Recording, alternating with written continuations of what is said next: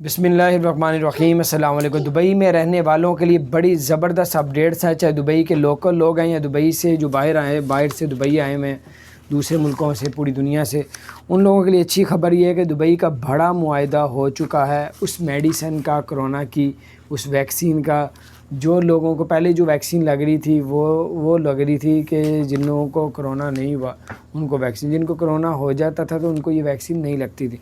अब दुबई की दुनिया का वाहिद मुल्क बन चुका है जिन लोगों को कोरोना हो गया है और वो ख़तरनाक स्टेज तक पहुंच गए हैं। अब वो जो दवाई आई है, वैक्सीन आई है, जिनको कोरोना हो गया और वो मरने वाले हैं उनको ये वैक्सीन लगेगी और अल्लाह ताला उनको शिफा देगा।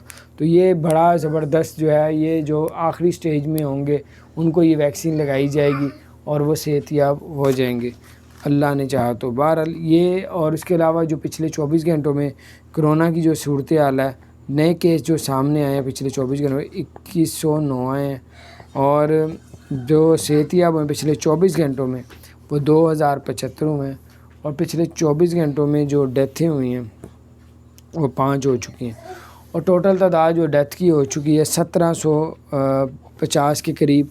और जो सेहतयाब हुए अब तक कोरोना के यूएई के अंदर वो 5,90,000 के करीब। और अब तक जो कोरोना का शिकार हुए हैं अब तक पूरे यूएई के अंदर वो शिकार हुए हैं 6,10,000 के करीब हो चुके हैं।